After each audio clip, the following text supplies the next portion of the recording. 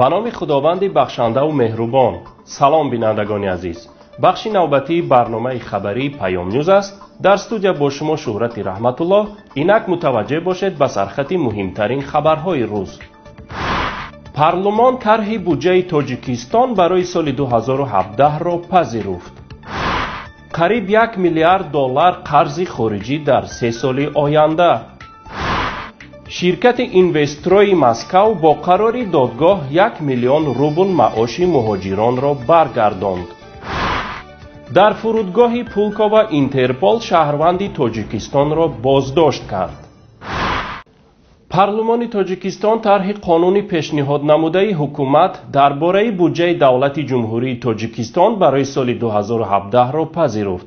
وزیر مالیه کشور عبدالسلام قربانیان ضمن معرفی این طرح در جلسه پارلمان که امروز 16 نوامبر برگزار گشت گفت حجم بودجه برای سال 2017 بیش از 19 میلیارد و 568 میلیون سومانی معین شده است که نظر به سال گذشته 1.8 میلیارد بیشتر است.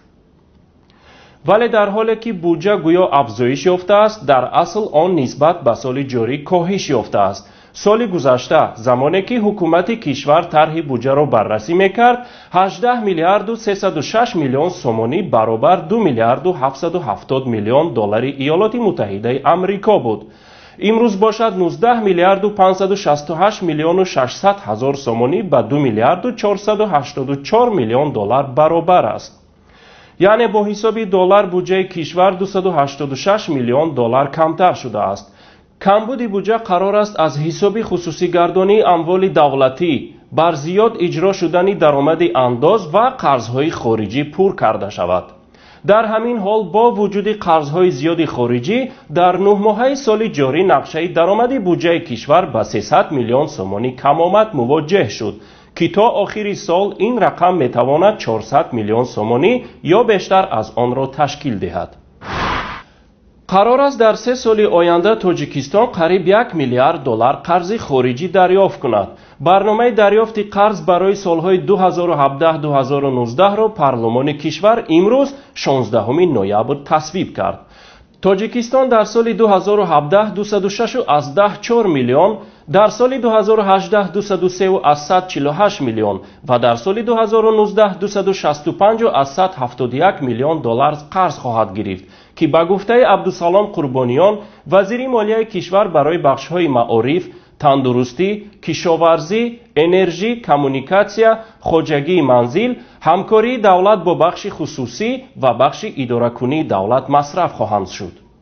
سال جاری تاجیکستان 241.2 میلیون دلار قرض دریافت کرده است. طبق اطلاع یک منبع برخی از قرضهای به بازگشتی دریافت کرده تاجیکستان به خصوص از دولت‌های عربی خلیج فارس اعلان کرده نمی‌شوند. طبق اطلاع این منبع نزدیک به 200 میلیون دلار قرضهای اعلان نشده این کشورها برای دستگیری بودجه سال جاری مصرف شده است. قرض خارجی تاجیکستان عین زمان 2 میلیارد و 276 میلیون دلار ارزیابی می شود که سال 2017 باید تاجیکستان به پرداخت آنها آغاز کند.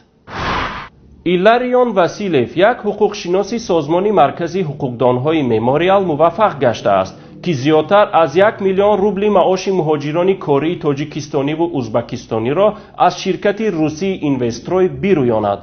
سامانه اینترنتی کمیته همکاری‌های شهروندی روسیه اطلاع داده است که ماه ایونی سال گذشته یک گروه عبارت از 9 نفر مهاجران کاری تاجیک و ازبک از پرداخت نشده حق و زحمت خود عرض نمودند که در شرکت ساختمانی اینوستروی کار می‌کردند. با گفته حقوق شناس واسیلیف مهاجران طبق شرطنامه کاری در این شرکت فعالیت داشتند، اما سر از ماه اکتبر سال 2015 شرکت ساختمانی با پرداخت معاش تأخیر کرده با مشکل روبرو گشته است. رهبریت این کارگاه ساختمانی عدم مبلغ را بهانه کرده معاش مهاجران کاری را نداده است. تأکید می‌گردد که این شرکت ساختمانی با قرار دادگاه نه تنها معاش مهاجران تاجیک و ازبک بلکه خسارات آنها را در این دور نیز جبران کرده است.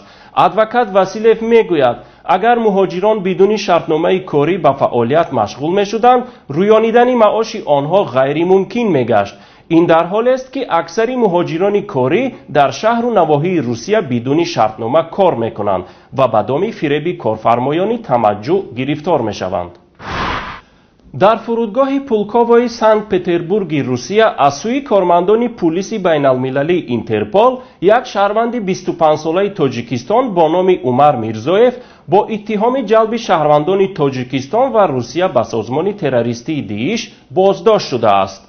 عمر میرزویف طی این مدت در پیگرد بین المللی قرار داشته است. رسانه‌های روسی نوشتند که وقت‌های اخیر او در شهر تلیت زندگی می‌کرده است و نقشه اجرای عملیات تروریستی در قلمرو تاجیکستان را طرح‌ریزی می‌کرده است. باعث ذکر است که وقت‌های اخیر تعداد شهروندان تاجیکستان در روی خط پلیس بین المللی اینترپول روز به روز افزون شده، حتی از تعداد شهروندان جمهوری مردم چین که دارای 1.5 میلیارد نفر شهروند میباشند زیاد است. بنابر معلومات‌های رسمی نزدیک به 300 نفر شهروند تاجیکستان در روی خط پلیس بین المللی اینترپول است. اکنون مختصر از خبرهای منطقه و جهان. نشریه فرانسوی لیس اخوس ریتینگ پرزیدنت های کشورهای جهان را از نگاه معاشی بلندترین به چاپ رسانید. گفته می شود در فهرست معاش سران کشورهای با نفوذ جهان در سال 2016 ذکر گردیده درآمدها از دیگر سرچشمه ها به این نوبت گرفته نشده است. از همه بزرگ معاشترین پرزیدنت در جهان باراک اوباما پرزیدنت ایالات متحده آمریکا بوده است. طبق معلومات باراک اوباما $400,000 معاش سالانه داشته است. اما چند روز پیش پرزیدنت تازه انتخابی ایالات متحده آمریکا دونالد ترامپ در یک سخنرانیش گفت از معاش پرزیدنتی دست میکشد. کمیته وزارتی کابینه اسرائیل با لایحه قانون جلوگیری از پخش اذان از مساجد قدس موافقه نمود و قرار است این قانون برای تصویب نهایی به کنست ارائه شود. رئیس جنبش عربی تغییر و نماینده عربی کنست پارلمان اسرائیل احمد الطیبی در واکنش به لایحه قانون ضد اذان در کابینه رژیم اشغالگر در داخل کنست اذان گفت. او تاکید کرد اذان بخش از فلسطین و بخش از شعارهای دینی ماست، اما نتانیاهو و کابینه راستگرایش به بهانه اینکه صدای بلند از آنان را آزار می‌دهد آن را هدف قرار دادند. نتانیاهو بر این باور است که هر کاری بخواهد میکند، اما از آن گفتن من در کنست به نمایندگی از همه فلسطینیان و در مخالفت با چنین تصمیمی است. از آن مساجد، مسجد الاقصی و کلیساها قبل از بنیامین نتانیاهو وجود داشته است و پس از او نیز وجود خواهد داشت. الله اکبر، الله اکبر، الله اکبر، الله اکبر. اشهد ان لا اله الا الله، اشهد ان لا اله الا الله، اشهد ان محمدا رسول الله، اشهد ان محمدا رسول الله.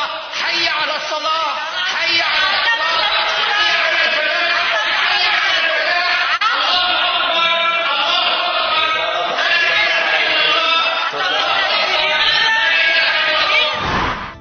دیروز در کره جنوبی دور پنجمی بازی‌های انتخابی جام جهان 2018 برگزار گردید. دسته منتخب ازبکستان در گروه A در میزبانی دسته منتخب کره جنوبی با نتیجه 2-1 مغلوب گردید. بعد این مغلوبیت دسته منتخب ازبکستان از زینه دوم به سوم فرآمد. در این روز در گروه A بازی دسته های منتخب چین با قطر و سوریه با ایران با نتیجه 0-0 انجام یافتند. بینندگان عزیز، اینجا برنامه خبری پیام نیوز به پایان رسید. شرح مفصل خبرهای ما را از پایگاه خبری پیام نت و گزارش های ویدیویی ما را از یوتیوب پیگیری نمایید. برایتان خبرهای خوش و سرور زندگی را تمنا داریم. تا بخش های نوبتی، خیر خدا یار و یاورتان.